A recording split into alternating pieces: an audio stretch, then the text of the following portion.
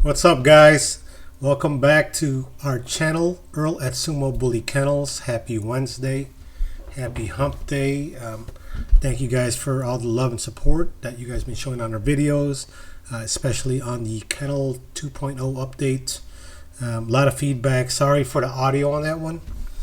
I had this microphone by my thing, and for whatever reason it was acting up, so I might even just redo that video for better audio, because I know you guys really cared about that episode. So again, apologies. You know, we try to give you the best quality video, but audio was not going my way that day. So anyhow, welcome. If you're new here, if you don't mind, give us a like and subscribe. We appreciate it. For those of you guys who've been watching and supporting us, thank you very much. Today's episode, we are doing a big Bertha update. So last year we purchased Big Bertha. We got her, I believe, right around February, and she is off the Godiva.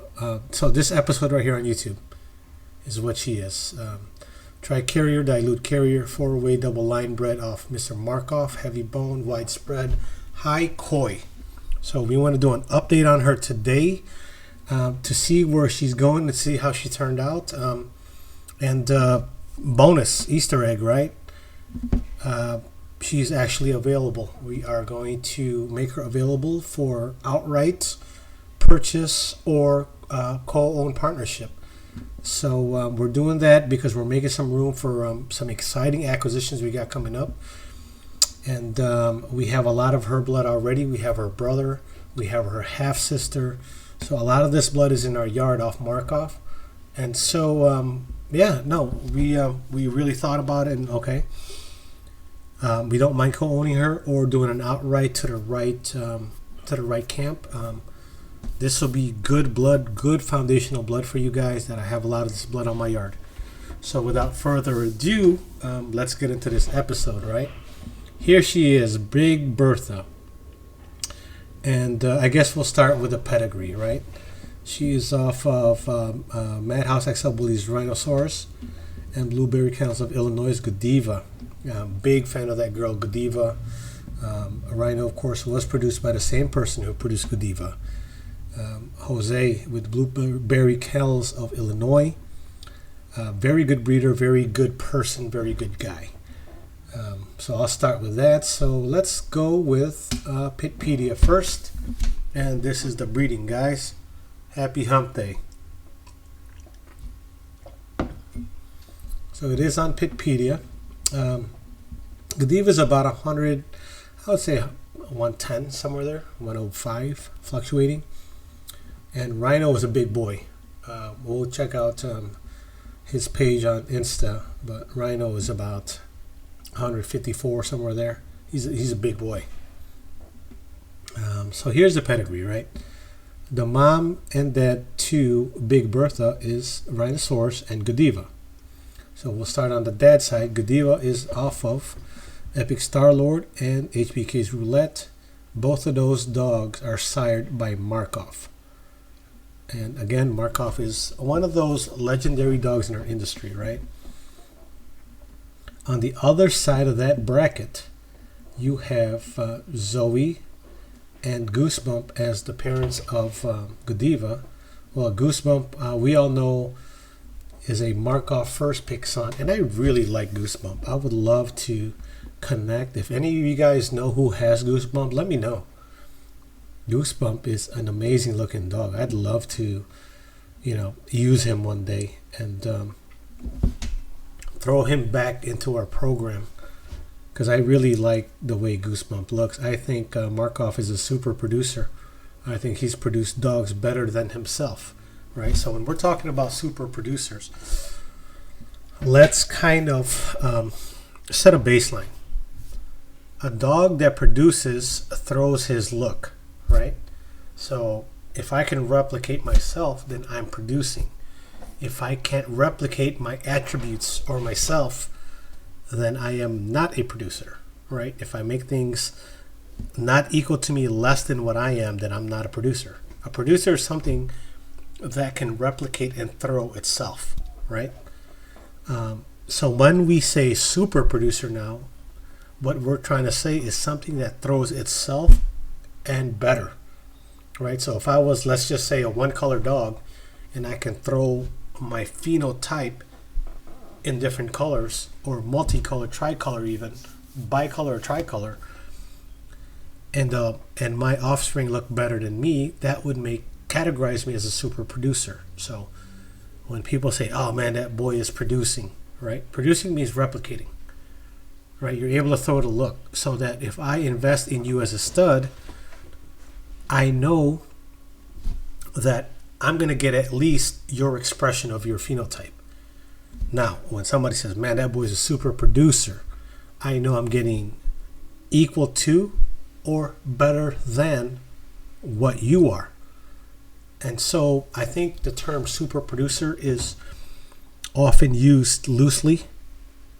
And if you really put a baseline to it to understand the terminology, that's how I define it. And that's my own definition of how I categorize things. So my definition and someone else's definition might be completely different. I'm telling you from my perspective, Earl Sumo Bully Kennels, of what a producer is and what a super producer is. So for clarification, a producer is someone who throws his look phenotype equal to. A super producer equal to or better than what he is. That to me is a super producer. So what I say with Markoff is he's a super producer. Just off these pictures, if you knew nothing about him, look at him and look at Goosebump. Goosebump looks better than him. Look at a Roulette off of him. That girl looks amazing, right? So, and then you go down the lineage and you see a lot of dogs have Markoff in their blood, and I don't want to name drop or go into other dogs' kennels, because I want to speak on the dogs that I have, the blood that I have. I'm not trying to, elevate a camp or put them down. That's not what our platform is about. It's about education, about sharing information, so that we can be better breeders, better consumers, better bully people, period, to have a better understanding of what it is. So, okay, minus the rant, here it is. So this is what I mean by four-way linebred Markoff, is the dad parents are both sired by Markoff right here. The mom on one side, one generation down, is Markoff. Two generations down, you got Roulette here. Roulette is also sired by Markoff. So all four roads lead down to Markoff is what I'm trying to say. And when I bought this boy and this girl from the same litter, I was expecting a high COI, and that's exactly, okay, so the thought process of why we picked her is, again, Markoff is a super producer, and he throws his look. So the higher concentration of his blood that you have, that you get to mix and play with genetically with other great bloodlines, you're going to make something new, something nice, something out of the box, right? You're just not rinsing, repeating, and doing what everyone else is doing. You have your ingredients to bake your cake. And this cake right here is proven to be consistent. Now you're going to take that with another ingredient that's known to, really express itself. And what you're going to have is that next level dog mutation, because purchasing a girl like Big Bertha, she's not the end product. Big Bertha is an ingredient to your creativity as a breeder, to use her in your program to incorporate into whatever it is that your vision is. But having this level of consistency gives you a baseline to build off of, and that's why we invested in her. So with that said, let's get off the peds now and let's go to Embark, which is another important marker for me. We knew she would come in high, and she is not an inbred dog. She is a linebred dog. That means close relatives, not direct father to daughter, son to mother, or brother and sister. It means close relatives to keep the blood concentrated without inbreeding. And when we embarked her, she is at 27% COI coefficient of inbreeding, right? So there's two things that matter to me. One is COI coefficient of inbreeding, which is the genealogy that we just reviewed. The second part that's important to me is the COR, coefficient of relationship. So when we go here, we see common denominators on both sides. Who do we see? Star-Lord and Goosebump, half brothers, of course. Roulette, both sides of the board, right? So on one side, one bracket, and the other bracket, you have your common denominators are Markoff and Roulette. Your closely related dogs in this pedigree is going to be Star-Lord, half brother to Goosebump, right? Who's also half brother to Jaegerbomb right here. This is what I mean. So Jaegerbomb's a half brother to Goosebump, to Star-Lord. They're all sired by Markoff, and the common denominators are going to be, of course, Markoff and Roulette. Coefficient of relationship is very important because they share the same genetic material, which gives you that consistency that you're looking for. So you got Zoe and Goosebump produce Godiva, and Godiva is an amazing girl. I love Godiva. We had picked up 4 girls from Godiva. That's how much we believed in it, and in fact, we were trying to get a male off the Godiva and Whopper litter that unfortunately didn't take, but that would have been amazing as well. So anyhow, so now that we determined that, here she is as a pup, and we're going to view the summary. So if you guys are understand Embark or new to it, we'll just kind of do an overview, right? Here you go, Ancestry, 100% American Bully. Oh, sorry, let me go back. COI 27%, right? Now we get into it. So, in terms of her, she's 100% American Bully. She has one increased health risk, which is MTC. Mast cell tumor, which really doesn't affect our breed, right? Everything else is clear. So, that's an important marker for us as breeders so that we're breeding responsibly, that we're not propagating unhealthy dogs with issues. Now, outside of this, she has a great temperament. Not human aggressive, that's one thing. A human aggressive dog is a no-no for me. We breed, number one to me is temperament. People say number one is health. No, number one, I don't care how healthy the dog is. If it's going to bite the owner, a child, an elderly, anything, then that dog should not be bred, in my opinion. Now, again, that's my opinion only. I'm not saying I'm the sole owner of the truth, or that what I'm saying is gospel. What I'm saying, in my opinion, I'm not breeding a human aggressive dog. Because 100+ pound dog, how are you going to deal with that dog if it bites you? Without no weapons. That dog will rip you apart, I promise. I think we are misconstrued of how soft our skin is compared to a dog and a dog's teeth. So, anyhow, we go to traits, right? This is important for us as breeders, is understanding the traits so that we know what to take her to. So there you go, EM on E locust. I'm not going to get too crazy into this because I could spend 45 minutes going over this. What I'm going to point out here is I'll go over the K locust, which is KBKY. The K locust trumps the A locust and the D locust. And why is that important?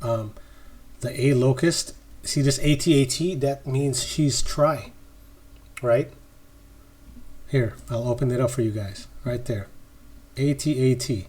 The A locust controls switching between black and red pigments in hair cells, right? ATAT is a tri. What controls a tri?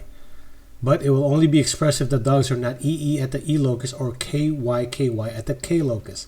K locus, right? KBKY. So if she would have been a KYKY, she would have been a tri lilac. But because of this one KB, she's basically a cryptic tri, right? Because the other one is a KY. You have two alleles in one locus. Locus is the location.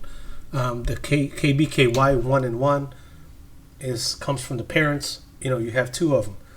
So basically, she's a ghost tri, is what I'm trying to tell you.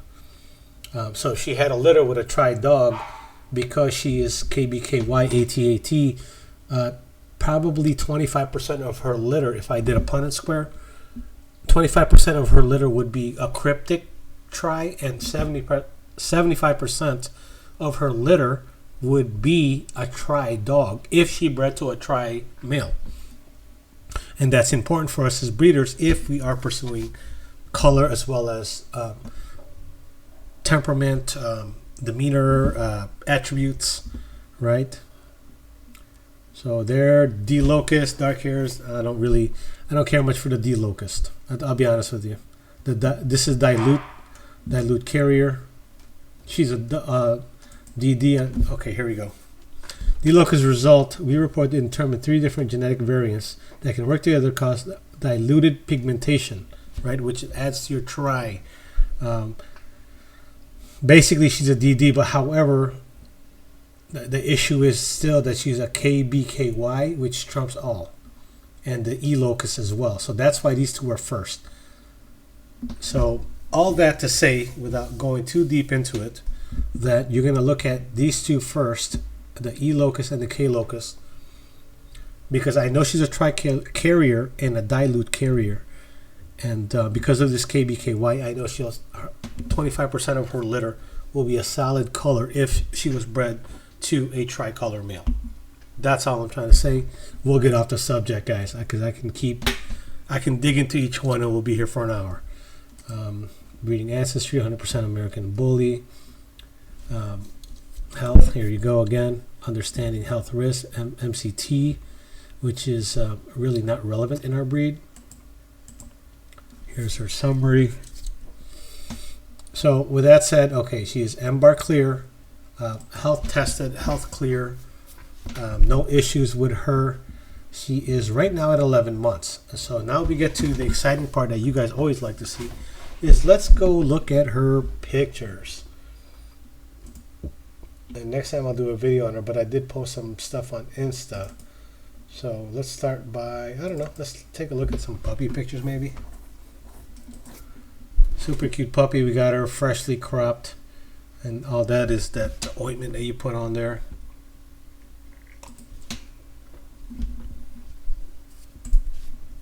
Look at her, cutie pie. Good posture, good body. Man, I love her appetite. She's a very healthy eater, because honestly, I can't stand a dog that is a picky eater. That's like one of my biggest pet peeves. When you're trying to feed a dog and the dog just doesn't want to eat it. Ugh, drives me nuts. So there she is there. She's probably, I don't know, 9-10 weeks here. Maybe 8 weeks. Look at look at her face. She's so damn cute. So she's cute as a puppy. You can see her there. Look how cute she is. Amazing. Ridiculously cute, right? There she is. She's like, I don't like this collar, Papa. What is up with this collar? Boom. Freshly stitched 4-way linebred Markoff girl. Bam. That's her mom, Godiva, who looks like her sister, our girl Poodle, which is Godiva's daughter and Bertha's half-sister. There she is. Okay, that's the parents. Okay, so here she is now at 11 months. Now, if you guys are unfamiliar, you're going to see a female really show her full mature body at about 3.5 years old. That's when you're going to see the head fully filled in, the body, the muscle, So here she is at 11 months. Look at that chest and H-frame. And she does have clean feet, guys. Good size head for a female at this age, to be honest with you. And that's her brother who's showing his rear end in the picture. There she is there. Okay, so the picture you saw, now you're going to see her next to Big Body Maki. Here she is, and that's her half-sister, Poodle. Snickers, who we call Poodle. There you go. This is a side stack. I like a side stack because you see the proportion of the dog.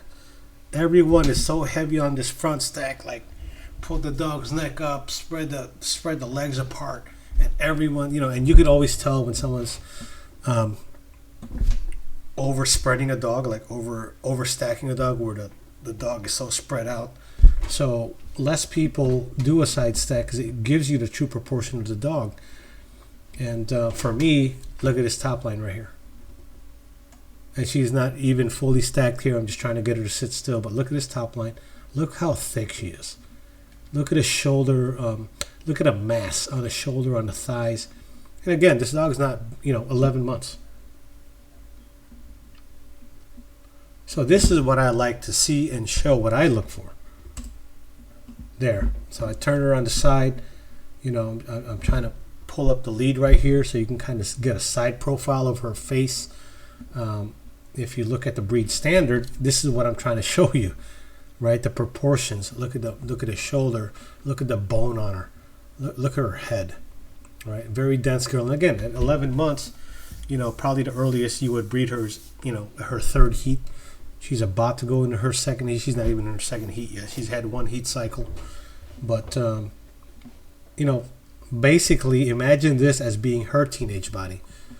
She looks like the Hulk right now.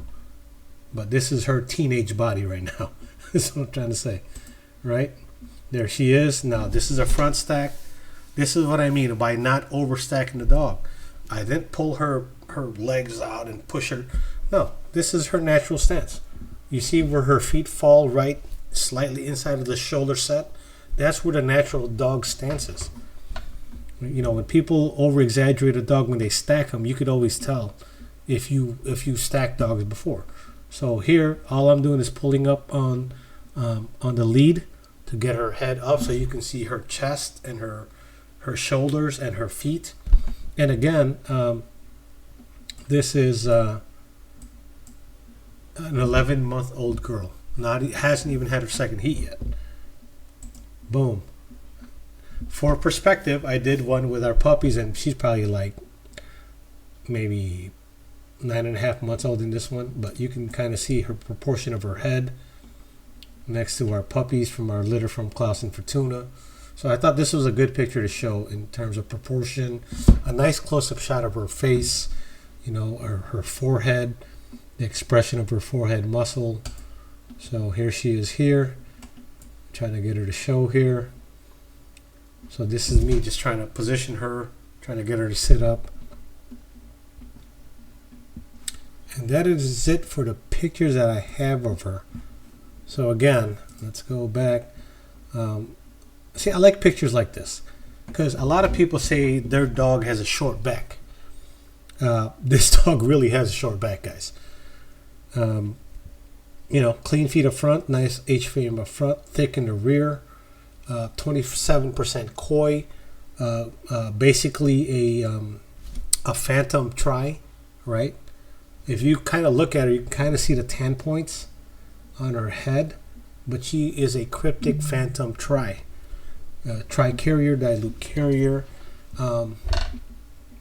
For me, I am looking for the right outright person with an opportunity for a pup back or the right co-owned partner that has a similar vision for her breeding career, number one, and is going to be responsible breeding her and caring for her. So otherwise, she can stay with me and she will shine in our program. However, in our reshuffling of the yard, understanding, making adjustments, she is available, guys. So if you're still watching, you're probably a dog person through and through. And man, Big Bertha is coming out nice. I can't wait to see her at 16 to 18 months. And if she's still here, that's fine, and we'll breed her as well. However, there is an opportunity for us to communicate. So if you like her, hit me on the messages or DM me directly on Instagram, and we can talk, we can work things out and see if our visions align, and see if this girl fits your yard and is a good, maybe she complements your yard, or maybe you're just starting out and you're looking for a solid foundational female. Well, I'll tell you what, this is a solid one. So get at me, reach out, touch base, tap in, let's connect, and let's make some things happen. So with that said, guys, this is our 11-month update on our girl, Big Bertha, Earl at Sumo Bully Kennels, guys. And as usual, I'll catch you guys on the next one.